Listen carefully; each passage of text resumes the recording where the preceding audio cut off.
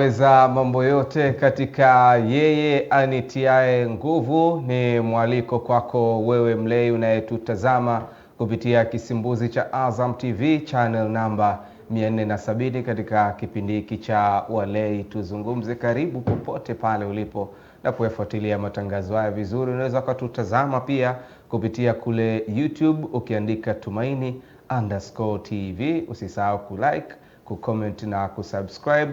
Lakini sasa hivi mambo yamerahisishwa. Ukiwa na simu janja ama kishkwambi kama cha kwangu, basi unaweza kaingia Play Store kama unatumia simu ya Android, ama App Store kama unatumia simu ya iOS, na kupakua application ya Tumaini Media ukaendelea kufurahia matangazo ya moja kwa moja kutoka hapa Tumaini TV. Leo kwenye Walei Tuzungumze tupo na mwalimu Damian Ndimbo. Unaweza kumuita mwana mpotevu kwenye Walei Tuzungumze, lakini leo yupo humu ndani. Lakini pia mwalimu Eleuteri Kobelo kwa niaba ya mkurugenzi wa utume wa Walei Jimbo Kuu la Dar es Salaam, Padri Vitalis James Kasembo. Mimi ni Bruno Bumola ninayekualika na kukukaribisha kutazama kipindi hiki cha Walei Tuzungumze. Basi kabla ya kuanza kipindi hiki nimkaribishe mwalimu Ndimbo aweze kutufungulia kwa sala. Mwalimu, karibu sana. Kwa jina la Baba na la Mwana na la Roho Mtakatifu. Amina. Baba yetu uliye mbinguni, Jina lako litukuzwe, ufalme wako ufike, utakalo lifanyike duniani kama mbinguni. Utupe leo mkate wetu wa kila siku, tusamehe makosa yetu kama tunavyowasamehe na sisi waliotukosea, usitutie katika kishawishi, lakini tuokoe maovuni. Amina. Salamu Maria, umejaa neema, Bwana nawe, umebarikiwa kuliko wanawake wote, na Yesu mzao wa tumbo lako amebarikiwa. Maria mtakatifu, mama wa Mungu, utuombee sisi wakosefu, sasa na saa kufa kwetu. Amina. Atukuzwe Baba na Mwana na Roho Mtakatifu, kama mwanzo na sasa na siku zote na milele. Kwa jina la Baba na la Mwana na la Roho Mtakatifu. Amina. Tumsifu Yesu Kristo. Milele. Amina.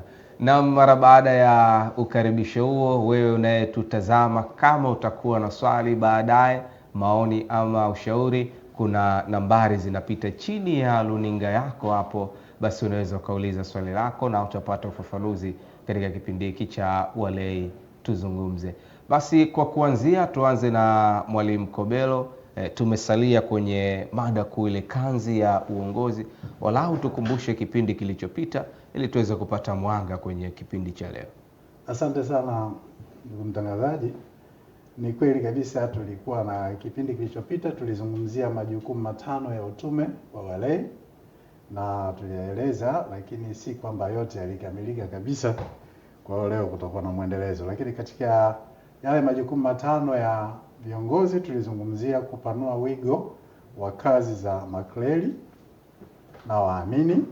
Kwa hiyo hapo tunawezaje kupanua wigo, tukajifunza namna gani hata Bwana wetu Yesu Kristo alianza na wale wana mitume 12, lakini baadaye aliwatuma wengine 70, lakini baadaye akasema sasa enendeni ulimwenguni kote. Petro alipohubiri siku ya Pentekoste alibatiza watu wapatao 3,000. Kwa hiyo manake hiyo ilikuwa ni mojawapo ya kuweza kupanua kazi hizo za makleli kwa waamini. Manake huyu anampa yule, yule anampa elekea habari yule, habari zinazidi kuwa kubwa na pana kweli. Katika lingine tulizungumzia kutekeleza agizo la Bwana Yesu la kupeleka injili kwa kila kiumbe. Kwa hiyo hapo napo tutazungumzia namna ambavyo Bwana wetu Yesu Kristo alipokuwa ameagiza kwamba wahubiriwe viumbe hawa injili. Lakini basi viumbe ambao wakusudiwa wanaweza kuamini na kubatizwa ni wanadamu, na hao wanadamu sasa ndio watatengeneza mazingira ya kuweza kukaa vyema na hivyo viumbe vingine sasa. Kwa sababu miundo mbinu inawekwa na binadamu. Kwa hiyo yeye akikaa vizuri, basi viumbe vingine navyo vitaishi vyema. Lakini basi kwa maana ya lile agizo lenyewe lilivyo, mwanadamu anayeamini na kubatizwa. Lakini pia kumshuhudia Yesu kwa matendo. Tuliona pia eneo hilo kwamba tunapaswa kumshuhudia Bwana wetu Yesu Kristo sio kwa maneno tu, lakini pia kwa matendo. Kama aliyowahudumia waliokuwa na shida, na sisi tunapaswa kuwahudumia waliokuwa na shida.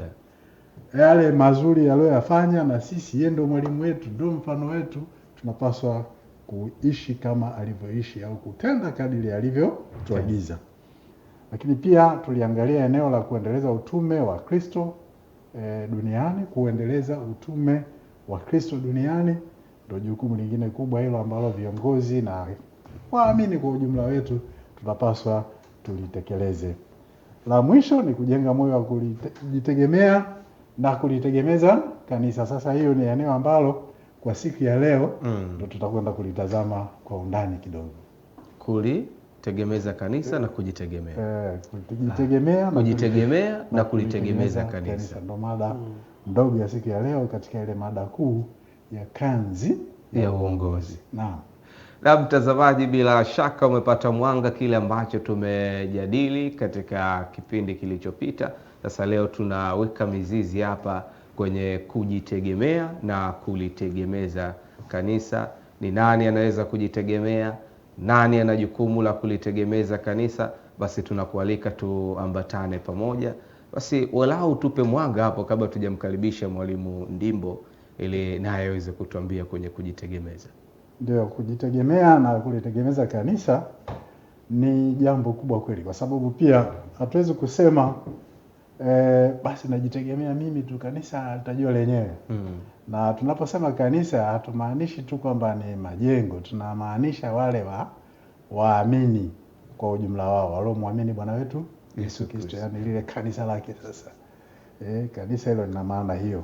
Kwa hiyo sasa tunawezaje kutegemeza kanisa katika hali zozote? Mambo ya uinjilishaji, mambo ya nini kifanyike, tunatakiwa tujitoe namna gani? Ndio jambo ambalo kwa siku ya leo hilo tungependa tujifunze. Na katika hilo tunaposema kanisa tuna maana pia ya mwili wa Kristo. Sasa kama ni mwili wa Kristo, manake tunaambiwa ule mwili una viungo vingi. Na kama una viungo vingi, manake kila kiungo kina umuhimu. Yaani kwa maneno mengine, kwa mfano labda mimi ni mwanakwaya. Sasa sio kwamba sio mtu muhimu, ni muhimu pale kwa sababu nakoleza yale mambo ya liturujia pale. Kuna anayesoma masomo, naye ana kazi maalum pale. Kuna anayetoa mchango, ni ukimwambia mchango ajiulize mara mbili. Kwa hiyo manake hivyo vyote ni nini? Viungo katika kanisa. Kanisa linasimama sio kwa kutegemea maklero peke yao. Kanisa linasimama kwa kutegemea waamini wote kwa ujumla wake. Kwa hiyo ndio mambo ambayo hayo tutakwenda kuyatazama, na tutatazama kwa mujibu wa maandiko matakatifu ya Biblia yanavyosema. Tutatazama pia kwa mujibu wa kanuni za kanisa, yani zile sheria za kanisa zinavyosema, lakini pia tutatazama hata katekisimu ya kanisa Katoliki inatufundisha nini katika hayo. Lakini basi maandiko matakatifu kwa ujumla wake yanatuambia nini kuhusu habari hizo. Pengine nianze kidogo hapa kwa kutazama sheria, kanuni zile za kanisa zinavyosema kuhusu namna gani ya kujitegemea na namna gani ya kulitegemeza kanisa. Panasema hivi, ukisoma ile kanoni namba 204 aya ya kwanza au kifungu cha kwanza tuseme, panasema hivi: waamini wa Kristo ndio wale ambao kwa vile wamepata kuwa viungo vya mwili wa Kristo kwa ubatizo wamefanya kuwa taifa la Mungu. Kwa hiyo wameshirikishwa kila mmoja kwa namna yake maalum katika jukumu la kikuhani, kinabii na kifalme kwa Kristo. Wameitwa kila mmoja kufuatana na hali yake kuendeleza utume ambao Mungu amelikabidhi kanisa liutimize katika ulimwengu. Kwa hiyo kumbe sasa labda mtu akisikia habari ya kuhani yeye anawaza labda maana kuna watu huko mtaani wanajiita hivyo makuhani na nini. Lakini basi kwa mafundisho ya kanisa Katoliki sisi sote tumepewa hiyo nafasi ya kufanya ukuhani wa Kristo. Yaani kuhani mkuu ni Bwana wetu Yesu Kristo. Kwa sisi tunashiriki ule ukuhani ambao yeye aliofanya. Sasa kushiriki ukuhani ule manake lazima kuna majitoleo unayoyatoa. Sio ukuhani manake ni yule anayetoa kitu fulani kwa ajili ya manufaa ya wengine. Sasa katika hilo, Lakini pia kuna masuala ya kiunabii. Kwa hiyo pale ulipobatizwa umefanya kuwa kuhani, umefanya kuwa nabii, umefanyika kuwa mfano mwana wa ufalme. Yaani maana yake ni kwamba kuhani lakini kwa niaba ya Bwana wetu Yesu Kristo. Unafanya unabii lakini unabii huo usio nje ya Bwana wetu Yesu Kristo. Unafanya mambo ya kifalme maana yake hayataki yawe nje ya Bwana wetu Yesu Kristo. Ingawa sasa tunapozungumzia ukuhani katika kanisa Katoliki maana yake kuna wale makuhani tunasema mapade ambao wenyewe wao kazi yao kufundisha kanisa, kuliombea kanisa na kuliongoza hilo kanisa. Kwa hiyo sisi tumeshirikishwa ule ukuhani wa Bwana wetu Yesu Kristo. Kwa hiyo ndio maana ya maandiko haya ambayo huwezi kuitwa wewe kuhani kama sio mtu ambaye unajitoa. Huwezi kufanya mambo ya unabii kama haujitoi. Hauwezi kufanya kazi ya kifalme kwa maana ya mipango ya Mwenyezi Mungu kama wewe pia sio mwenye kufanya nini? Kujitoa. Kwa hiyo hilo eneo liko namna hiyo. Lakini basi jambo lingine ambalo muhimu katika hilo kanuni imesema hivyo, hizi sheria kanuni za kanisa zinasema hivyo. Lakini maandiko matakatifu pia yametukumbusha juu ya jambo hilo. Katika waraka wa kwanza wa Petro sura ile ya 2 aya 9 hadi ya 10 tunaambiwa bali ninyi ni mzao mteule, ukuhani wa kifalme, taifa takatifu, watu wa miliki ya Mungu, mpate kuzitangaza fadhili zake yeye aliyewaita mtoke gizani mkaingia katika nuru yake ya ajabu. Ninyi mliokuwa kwanza si taifa bali sasa ni taifa la Mungu. Mliokuwa hamkupata rehema bali sasa mmepata rehema. Kwa hiyo manake huko kulitegemeza kanisa kunategemeana sana na hali hizi ambazo nimeanza kuzieleza. Nje ya hali hizo au nje ya haya mambo ambayo nimeyaeleza hapo, uwezekano wa mtu kulitegemeza kanisa unakuwa haupo kwa sababu anakuwa hayuko kwenye taifa la Mungu. Unapobatizwa unaingia katika taifa la Mungu. Unakuwa mtoto wa Mungu. Unashiriki ukuhani wa Bwana wetu Yesu Kristo. Unashiriki unabii wa Bwana wetu Yesu Kristo. Unashiriki ufalme wa Bwana wetu Yesu Kristo. Sasa ni haya mambo ambayo tumeyaona kadiri ya maandiko haya matakatifu. Lakini basi ni vizuri pia kuangalia mambo mengine hapa. Kwa mfano tunaposema kanzi, kanzi. Sasa hili neno limekaa mbona sasa kama tunawaacha watu njia panda tunaposema kanzi. Nini maana hilo neno kanzi kwanza? Halafu kanzi ya uongozi ni kitu gani? Huko najua vipindi vya nyuma baba mkurugenzi alifafanua haya mambo, lakini watu tumeombiwa kusahau kabisa. Sio tu kuombiwa kusahau, wakati mwingine haya mambo yanaonekana kama neno geni hivi. Kipindi cha nyuma huko tulikuwa tunatembea na kichwa cha habari kinachosema karakana ya uongozi. Sasa tuko kwenye kazi ya uongozi. Na ile karakana ilikuwa inaonekana kana kwamba ukikuta labda gari ama chombo kipo karakana basi kiko dhoofu ile hali. Lazima kifungiwe kule, yani kikitoka kwenye karakana kinakuwa kipya. Yaani kinakuwa kipya. Na hata haya mambo ya kazi pia maana yake kuna namna ambavyo lazima tuyaeleze. Sasa labda nieleze kwa kifupi kabla Mwalimu Ndimbo hajaanza kuendelea mbele kule. Ndio. Maana ya neno hilo kazi nikumbushe. Kanzi ni hazina. Hazina au mali iliyofichwa kwa kuwekwa kwa usalama. Kwa hiyo unaposema kanzi tuna maana hiyo kwamba hiyo ni hazina sasa. Uongozi katika kanisa hautuchukulii kama ni jambo la kawaida. Tunachukulia kwamba hiyo ni nini? Hazina. Hatokei mtu tu haraka kwa mwenyekiti ngazi ya halmashauri ya ngazi ya parokia. Lazima kuna malezi fulani huko amepitia. Alitunzwa, alitazamwa, alielekezwa mpaka akafikia kwa sasa mwenyekiti halmashauri ya ngazi ya parokia.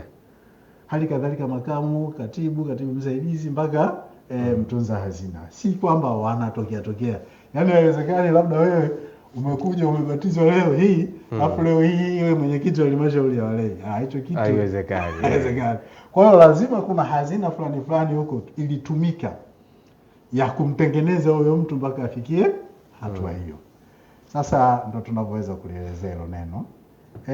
Kanzi pia humaanisha hifadhi au orodha kubwa ya taarifa za kumbukumbu, kama vile tunasema kuna kitu kinachoitwa kanzi data. Yani vitu vingi alafu vinatunzwa sehemu moja. Sehemu moja. Sasa na ndivyo ilivyo watu tulivyo. Lakini tunaposema hasa kwenye mambo ya uongozi kwamba hii ni kanzi ya uongozi, kanzi ya uongozi maana yake ni hazina, kama nilivyoeleza mwanzoni, misingi au nguzo kuu ya kuongoza kwa ufanisi wa uongozi bora. Hii ikiwa ni maana maalum katika mafundisho ya dini au mifumo ya kijamii. Kwa hiyo tafsiri hiyo unaweza ikapata kwenye maana ya kidini huku kama tunavyoeleza, au hata kwenye mambo ya kijamii huko. Kwa hiyo sasa kanzi ya uongozi kwa tafsiri ya kiongozi kwa kanisa ina maana kama zifuatazo: utayari wa kujitolea. Tunaposema sasa huyu yuko kwenye uongozi, maana yake tunasema huyu kiongozi yuko tayari kufanya nini? Kujitolea. Na ndio maana kichwa cha habari kinasema kwenye mada yetu hii kwamba kujenga moyo wa kujitegemea na kulitegemeza kanisa. Kwa hiyo sasa kwa maana ya tafsiri ya kiongozi kama nilivyosema ni utayari wa kujitolea. Lakini jambo la pili, uadilifu na uaminifu. Hiyo ndio inabeba maana ya kanzi ya uongozi. Sasa uaminifu na uadilifu. Unapokuwa kiongozi ndani ya kanisa unapaswa kuwa mwadilifu. Ukiwa hovyo hovyo utaongozaje sasa mambo ya kimungu na unafanya vitu vya hovyo hovyo? Haueleweki, hausomeki, hauendani na maadili ambayo Mungu anataka uwe nayo. Kwa hiyo ni hiyo hali ya uaminifu na uadilifu. Lakini pia ushawishi wa matokeo, ushawishi na matokeo, kwamba lazima uwe na ile hali ya kuweza kushawishi na matokeo yafanye nini? Yaonekane. Hiyo ndio pia ndio tafsiri sasa kwa maana ya kanisa, hiyo kanzi inafanya kazi gani? Kanzi ya uongozi. Lakini pia uwezo wa kukuza watu, kuwatoa mahali fulani kuwapeleka mahali pengine, kuwatoa katika mambo ya dhambi kuwapeleka katika hali ya utakatifu, kuwatoa katika hali ya kutokosali kuwaingiza kwenye kusali, kuwatoa katika hali ya kutokuzishika amri za Mungu kwenda kuzishika amri za Mungu. Kwa hiyo pia ndio ina maana hiyo ya kazi ya uongozi ndani ya kanisa.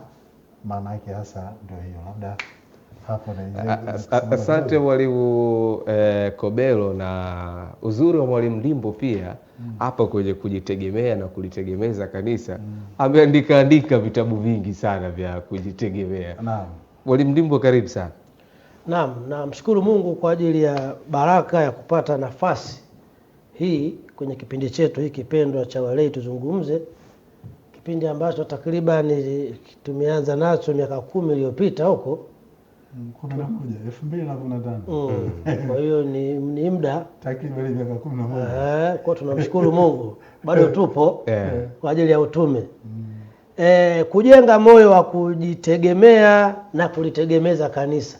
Hii swala linawahusu viongozi wote wa halmashauri ya walei ngazi zote. Kwa vile kila mlei ni kiongozi, hata kama hana cheo, unaongoza familia, wewe ni kiongozi. Lakini pia unaweza kuja kuwa kiongozi wa cheo miaka 3 ijayo, miaka 10 ijayo, tunabadilishana vijiti, leo huyu kesho huyu. Kwa muktadha huo, kila Mkatoliki anapaswa kujitegemea na kulitegemeza kanisa.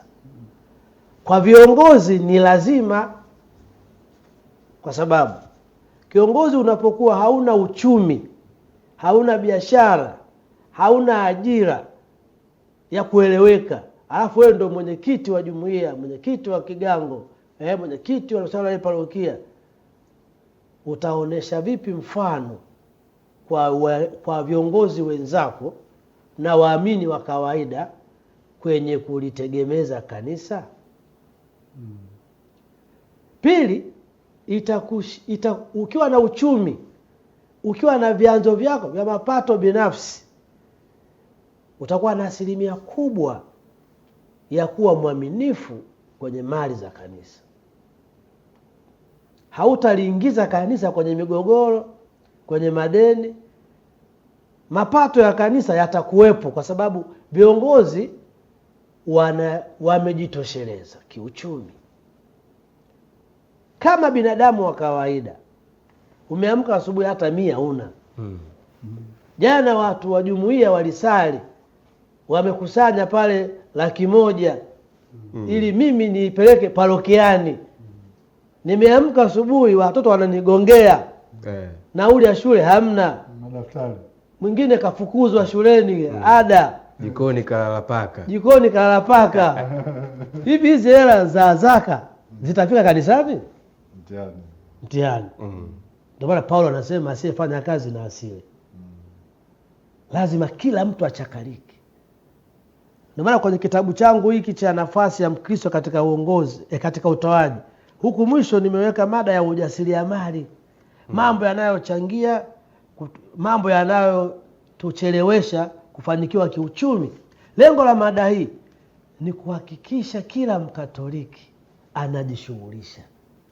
Kina mama ambao wamezoea kwamba mume wangu yuko kazini, mume wangu ni mtumishi wa serikali, amekaa tu nyumbani, mama hauzi hata ubuyu, si tunapinga. Uza hata ubuyu, uza hata chapati. Kwa sababu kuna baadhi ya matoleo kwenye kanisa tunatoa kifamilia.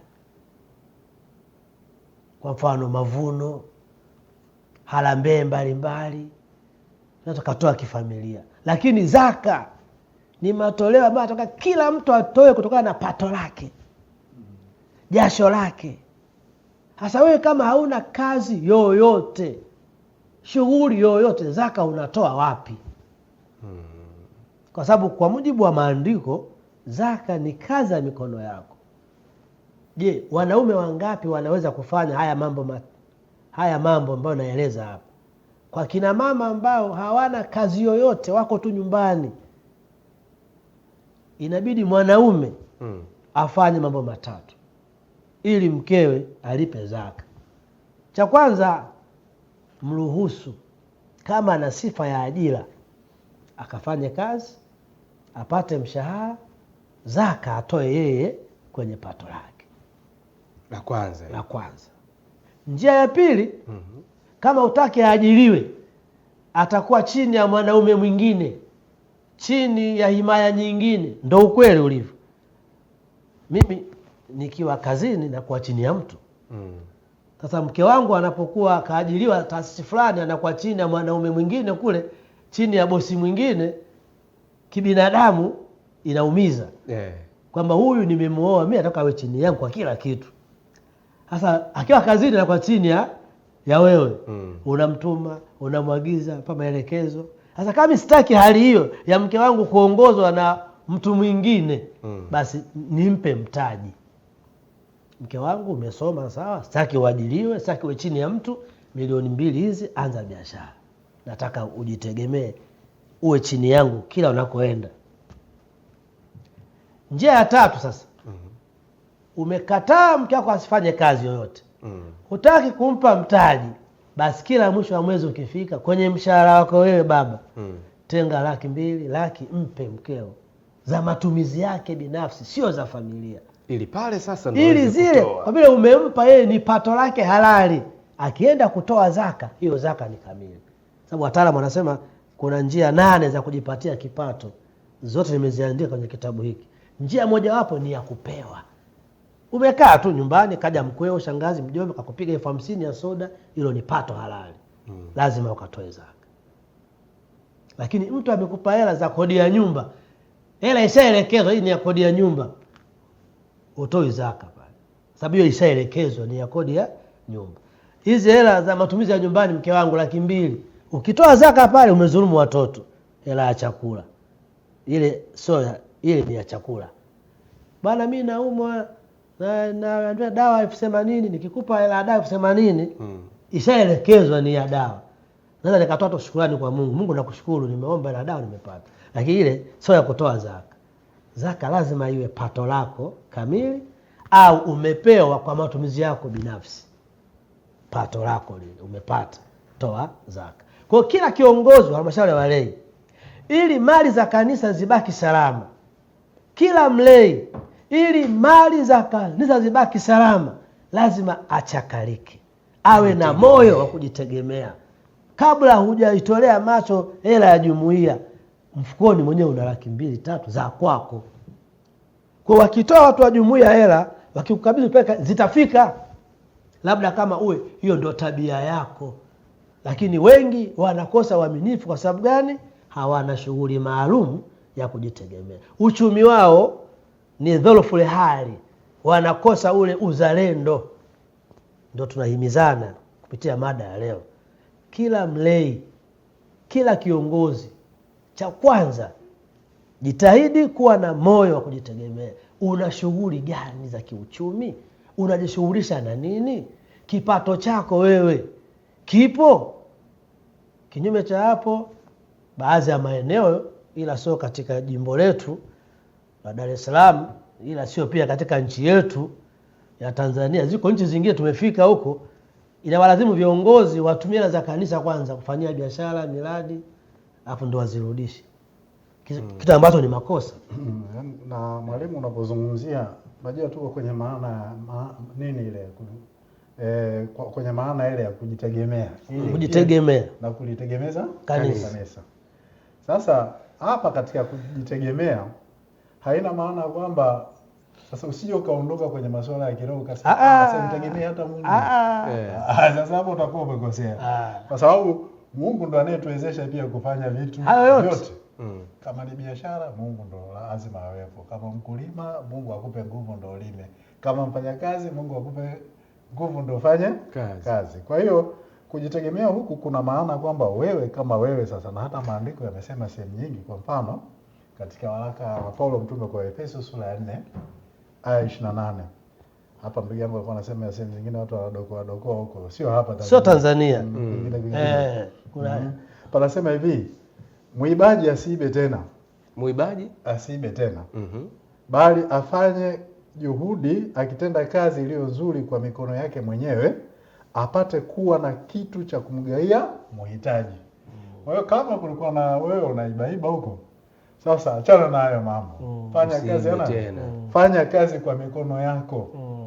Na unapofanya kazi kwa mikono yako, unakuwa sasa na uwezo wa kumsaidia hata muhitaji. Unakuwa na uwezo wa kulisaidia kanisa. Unakuwa na uwezo wa kusaidia shughuli za utume. Unakuwa na uwezo wa kusaidia hata watumishi wa Mungu wa mapadri, maaskofu na nini. Lakini kinyume cha hapo, maana yake wewe mwenyewe umeshindwa kujitegemea, utawezaje sasa kutegemeza kanisa? Utawezaje kumsaidia muhitaji? Hapo ndo pazuri Mwalimu Kobelo pamoja na Mwalimu Ndimbo na wewe ambaye unatutazama. Tunakwenda mapumziko na tukirejea hapa tutaendelea. Bado tumesalia kwenye mada kuu, kanzi ya uongozi, lakini mada ndogo ni juu ya kujitegemea na kulitegemeza kanisa. Kama utakuwa na swali, maoni ama ushauri, basi kuna nambari zinapita hapo chini ya runinga yako. Unaweza ukatuandikia hapo na sitakuja kusoma ujumbe wako baada ya kurejea kutoka mapumziko.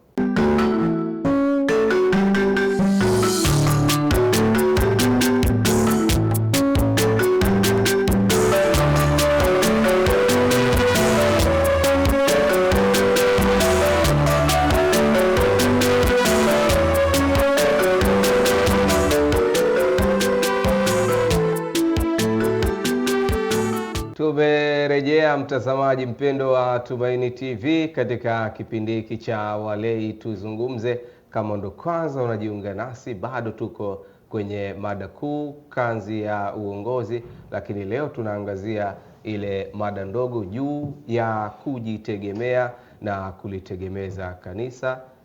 Niko na Mwalimu Damian Ndimbo, lakini pia Mwalimu Luteri Kobelo. Mimi ni Bruno Bomola. Tunakukaribisha basi tuweze kuungana, lakini nambari yetu inapita hapo chini.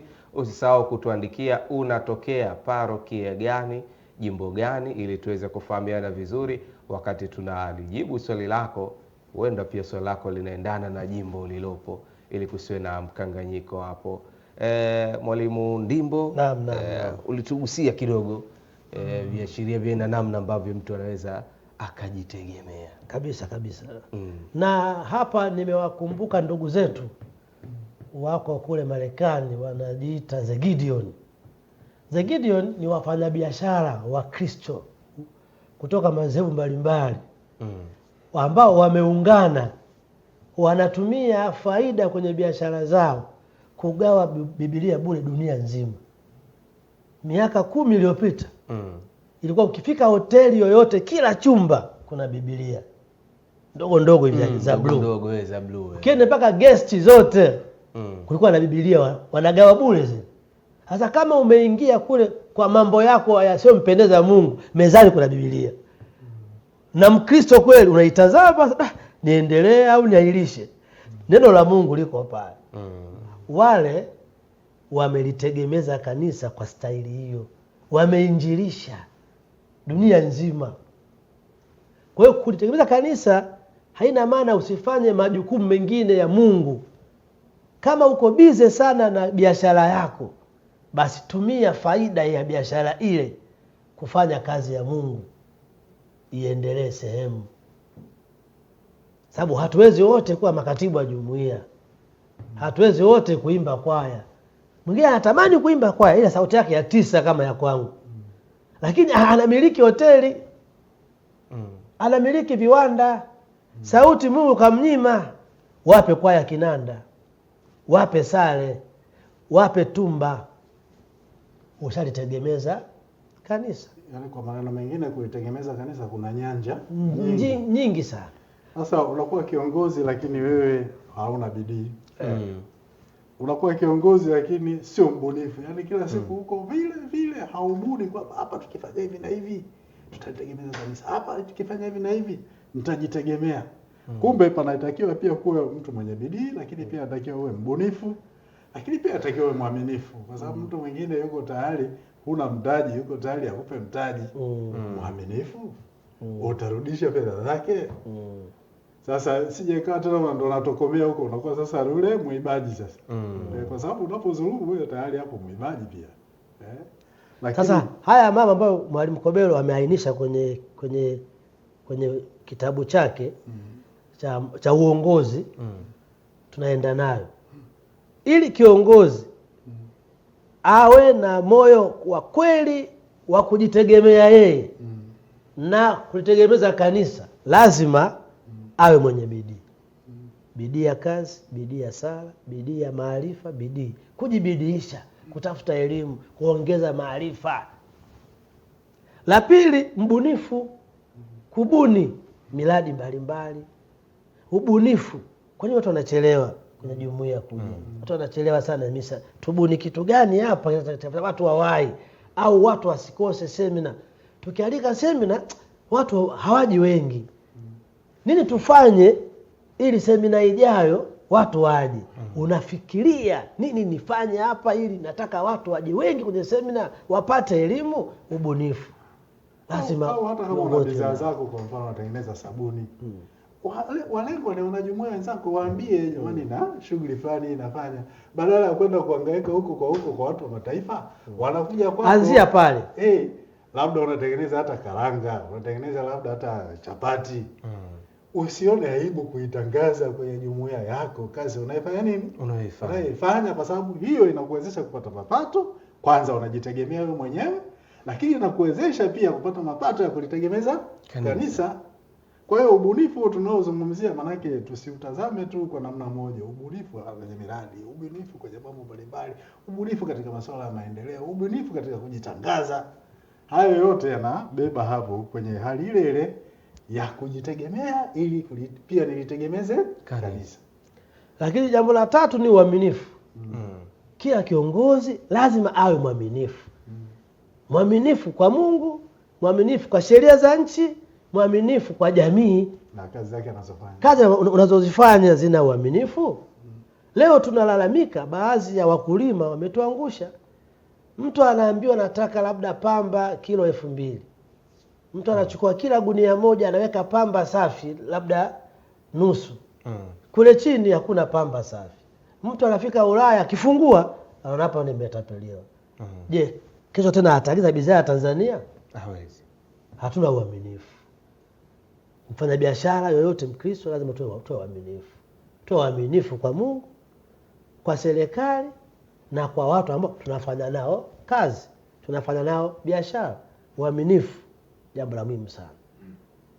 Haujachaguliwa na wanajumuiya kwa bahati mbaya.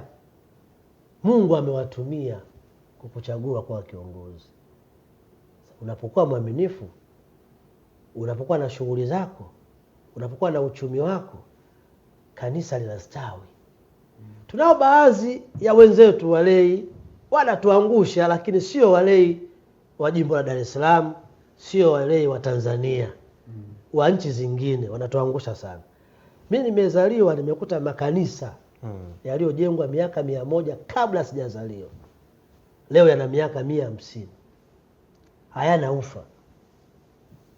Maana waliojenga walikuwa waaminifu. Chokaa na udongo, no cement. Wakati cement haipo, wanatumia udongo wa kawaida na chokaa. Leo sisi tunatoa hela bilioni 3, bilioni 4 kujenga kanisa. Tuna mainjinia wametoma Ulaya na Wakatoliki. Kwa kukosa uaminifu, kanisa halijaisha, linaufa hadi kwenye taa. Yaani crack hadi kwenye balbu kuna crack. Hapo mainjinia wamesimamia Wakatoliki. Unajiuliza hapa uaminifu hamna. Sehemu ya kuweka sementi mifuko 100 imeingia 30. Sehemu ya nondo milimita 16 imeingia nondo milimita 8. Hawa wamekosa uaminifu. Alafu ni viongozi tuliowaamini kwamba tukiwapa jukumu hili la kazi ya Mungu itasonga mbele. Baada ya miaka 2 kanisa limeanza. Baada ya miaka 2 kanisa linavuja mpaka pale Aletaleni. Paroko mvua ikinyesha anakwepa kwanza kidogo. Huu ni mwili kisha anakwepa kidogo. Lakini kanisa ni jipya, halina miaka 5 tangu limejengwa. Lakini linavuja. Alafu uliza waliosimamia lile kanisa ujenzi, mainjinia. Lilojengwa mwaka 40 bado lipo. 1940 lipo. Lina miaka 150 alivuji. Sasa haya ni mambo ya kukosa uaminifu. Na ndipo hapo tunapoambiwa pia kwamba sasa wale ambao tayari wana mapato, Mwenyezi Mungu amekujalia kupata mapato, haijalishi ni mengi au kidogo. Lakini Mungu anataka pia tutegemeze kazi zake. Ndio maana anasema mheshimu Bwana kwa mali yako na kwa malimbuko ya mazao yako, ndipo ghala zako zitakapojaza kwa wingi na mashinikizo yako yatafurika divai mpya. Ukisoma kitabu cha Mithali sura ile ya 3 ya 9 hadi ya 10, mheshimu Bwana kwa mali zako. Sasa kuna wengine mali zao sio za kumheshimu Mungu. Mali zao wanazipeleka kwenye viti virefu. Mali zao wanazipeleka zile nyumba ndogo. Mali zao yani sio za hazitumiki kwa ajili ya kumtukuza Mwenyezi Mungu. Utashangaa sasa mtu yule alikuwa tajiri, baada ya muda mfupi kafilisika, karudi nyuma kabisa, kachoka. Anatafuta sasa hata hela ya kununua kahawa pale ya shilingi 100 anakosa. Kwa nini? Hakuwa na moyo wa kulitegemeza nini? Kanisa. Akawa na moyo wa matamanio yake, vitu vyake binafsi, mambo yake binafsi anayoyapenda. Hilo sio jambo zuri hata kidogo. Mfano mzuri mwalimu, juzi hapa. Naam. Hapa juzi timu zetu 2 kubwa za Tanzania hizi wamezindua jezi. Zile jezi 45 moja. Kuna waamini wengine viongozi ana madeni kwenye jumuiya. Anadaiwa harambee. Hajatoa zaka tangu Januari, lakini ana jezi 3 mpya. Za kwake 3, za mke wake 3. Na ameenda uwanjani siku ya tamasha, amekula bata, amerudi, ametumia kama 500,000. Jezi pea 6, kiingilio, kula na kunywa. Zaka hajawahi kutoa. Kwa ajili ya furaha ya moyo wake. Mapenzi ya duniani, 500,000 imeisha. Lakini anadaiwa 30,000 kwa jumuiya. Kwenye zaka hajawahi kutoa. Zaka hajagusa kabisa hata 100 tangu Januari. Ukisema hicho kipo. Watu hao wapo, tunao. Unakuta mchango unahimizwa tangu mwezi wa 2, wa 3 mpaka leo watu hawatoi. Sasa nataka niwakumbushe tu kwenye kulitegemeza kanisa pale Mkobelo. Naam. Kuna misingi 8 ya utoaji. Nataka niwatajie kwa haraka. Msingi wa kwanza ni kutoa paliponona. Kama tunaposhindana kutoa paliponona nje ya kanisa, kwenye starehe, kwenye anasa, hakuna mtu mnyonge kikaa baa. Wape 2, wape 3, tunashindana. Na kwenye kanisa tunapaswa kutoa paliponona. Sio makapi, chenji za sigara. Chenji imebaki jana, ndo nampa Mungu. Toa paliponona. Msingi wa pili, toa kwa imani. Kwamba natoa kwa ajili ya kazi ya Mungu, sitoi kwa ajili ya padre, sitoi kwa ajili ya askofu. Hakuna kitu kibaya kama mtu anadhani matoleo tunayotoa yote tunatoa kwa ajili ya padre. Sio kweli. Tunatoa kwa ajili ya Mungu. Kazi ya Mungu isonge mbele. Hao wanasema hivyo hawajielewi, kwa sababu pale Msimbazi tuna kituo cha kulea yatima. Wazee mayatima. Kule Mburahati kuna sehemu ya wanalelewa wale wazee. Nyumba fulani. Sasa hizo pesa unazozitoa wewe, uje ndo zinafanya kazi hiyo pia. Nyingi sana. Kazi nyingi inafanyika. Unaenda kumuokoa mzee kule, alikuwa hajui hata panado atapata wapi. Unaenda kumsaidia kijana ambaye pengine wazazi wake hawapo, yeye ni yatima. Sasa hiyo yote anasimamiwa na kanisa. Sasa kanisa linapata wapi pesa? Manake mimi na wewe tunapaswa kufanya nini? Kulitegemeza kanisa. Endelea mwalimu. Nilikuwa nimeguswa hapo nikasema hapo tusipaache hivi, kwa sababu tafsiri za watu sio sahihi wakati mwingine. Mwalimu Kobelo, wakati unazaliwa ulizaliwa enzi ya mission. Kanisa, shule, hospitali. Kanisa, shule, hospitali. Na waliofanya hivyo ni wa misionari toka Ulaya. Walikuja na hela ambazo zaka za wenzao wa Ulaya. Leo 90% ya maparoko Tanzania ni Wangoni, Waluguru, Wachaga, Wapogoro, wazalendo. Hawana wajomba Ulaya. Watoto wa hapa hawana hela ya kujenga mission. Matokeo yake badala ya kwenda mbele tunarudi nyuma. Leo parokia nyingi hazina mission. Zinajengwa tu la parokia basi. Hawana shule, hawana hospitali. Wakati wanazaliwa walikuta shule, kanisa, hospitali. Shule, pamoja. Leo parokia nyingi zinajengwa, hawana sehemu ya shule wala hospitali. Hata madarasa ya Sunday school. Je, wanarudi nyuma au wanaenda mbele? Wanarudi nyuma. Wamisionari waliokuja Tanzania wanarudi nyuma, tunarudi miaka 100 iliyopita. Mifano yake nyingine wa kanisa ya Tanzania. Hata kama ni huko basi wale wamisionari waliofika Tanzania miaka 100 iliyopita wakifufuka leo watatupiga bakora sana. Walitegemea leo wakija wakute chuo kikuu sasa kila parokia. Sio tena shule ya msingi na sekondari. Sababu tumeshakuwa, washaonesha mfano wa chekechea, primary, kanisa, hospitali. Leo mkuta tuna kila jimbo lina hospitali ya rufaa ya jimbo. Lina university ya jimbo. Lakini leo majimbo mangapi hayana chuo kikuu? Maaskofu hawana hela. Maparoko hawana hela. Wenye hela ni sisi.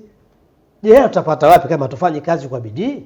Ndio mada ya leo. Kila kiongozi lazima ajibidiishe kujitegemea kiroho na kimwili na kulitegemeza kanisa.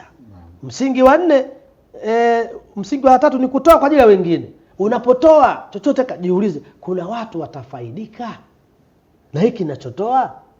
Katika misa tunaambiwa Baba apokea sadaka mikononi kwa sifa na utukufu wa nani? Na pia kwa manufaa yetu sisi na nani? Kanisa. Umetoa 500, igawe 500. Kanisa shilingi ngapi? Wewe itabaki shilingi ngapi? Tungeambiwa kila hostia moja kabla haijabarikiwa kuwa mwili wa Kristo sinakuwa hostia. Ikishabarikiwa ndio inakuwa mwili wa Kristo. Ingekuwa kukomunika shilingi 5000.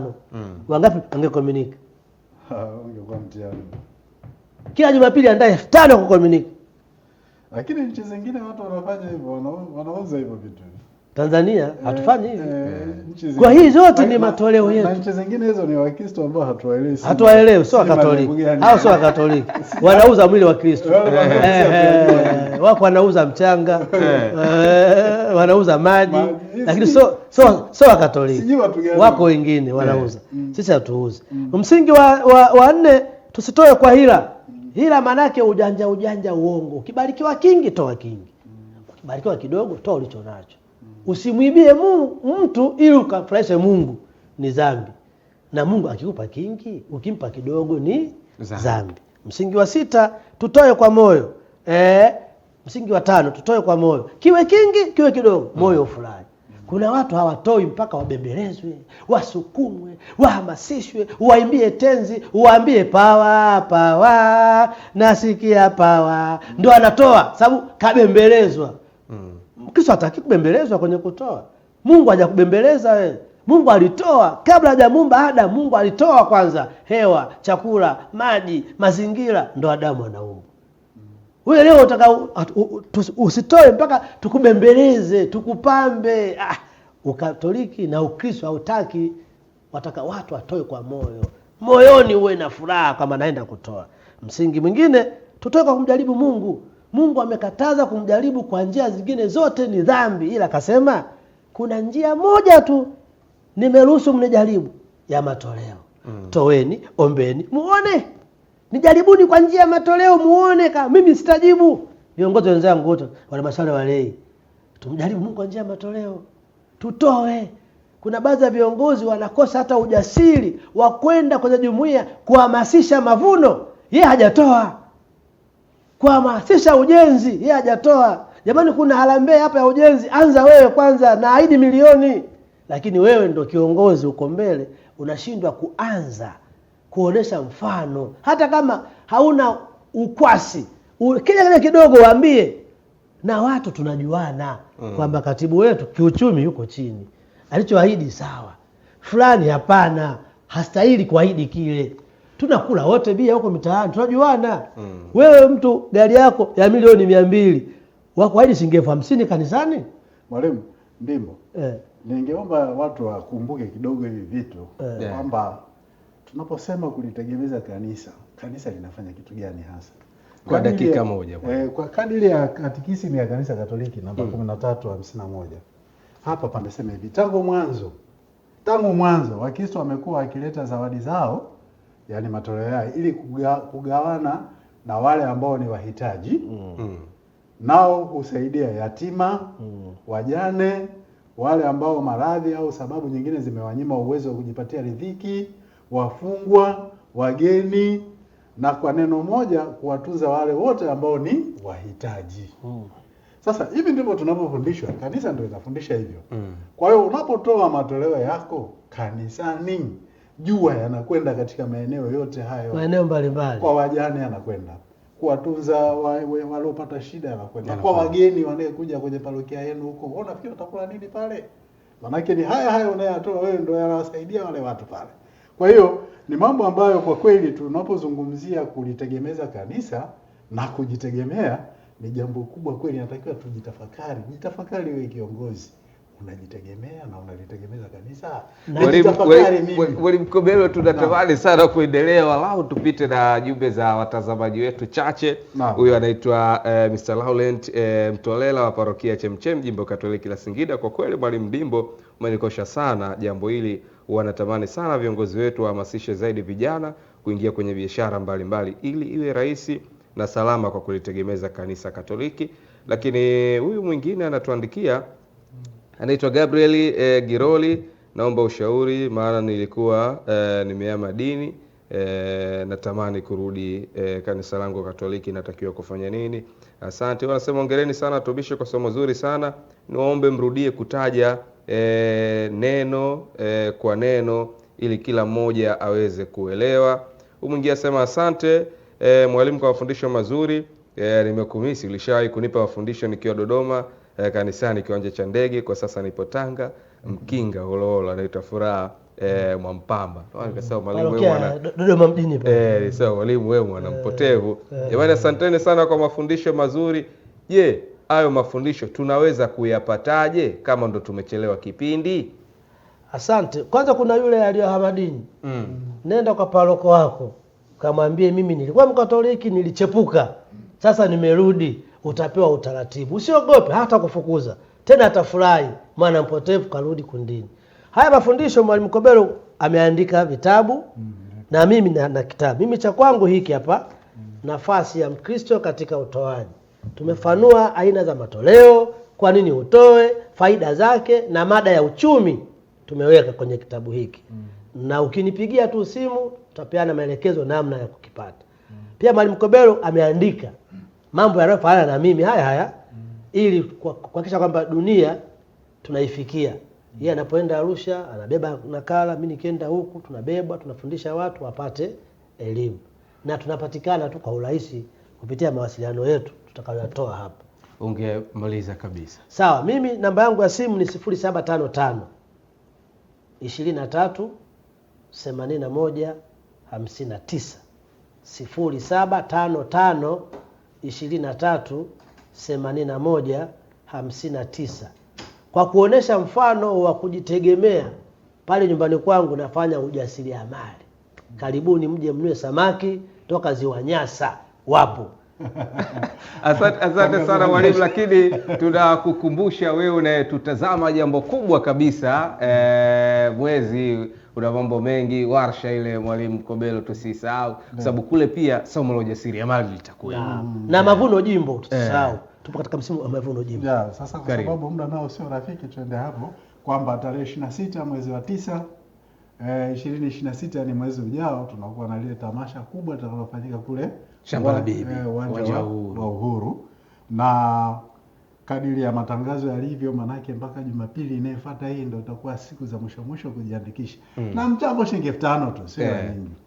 Na kwa habari zile ambazo mwalimu alikuwa anazielezea hapa, tunapataje mafundisho haya kashasema, lakini labda namba ya simu nihitaje tu. Namba yangu ni 0789 12 00 16 0789 12 00 16. Tunafundisha pia mada za uongozi. Mimi nimeandika vitabu vingi tu vya kuwafikia watu ambao bado hawajafikiwa na Injili, na hivyo vyote vipo. Kwa hiyo ni mambo ambayo tunayafanya, lakini basi neno kubwa la mwisho, tafadhali jitahidi sana kiongozi, ujitegemee ili pia uweze kulitegemeza kanisa. Asante sana mwalimu Kobelo.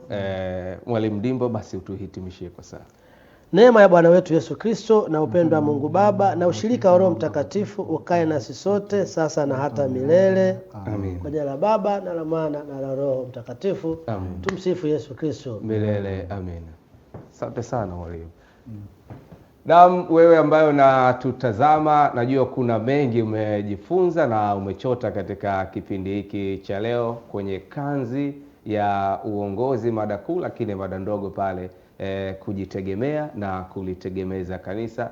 Nilikuwa na mwalimu Damian Ndimbo, lakini pia mwalimu Eleutheri Kobero. Kwa niaba mkurugenzi wa utume wa lei Jimbo Kuu la Dar es Salaam, Padre Vitalis James Kasembo, mimi ni Bruno Bumola. Ametuambia hapa mwalimu Ndimbo yeye ameanza kujitegemea licha kuandika vitabu, anafuga samaki. Mwalimu Kobelo naye kwenye kujitegemea kwa biashara tunazozifanya.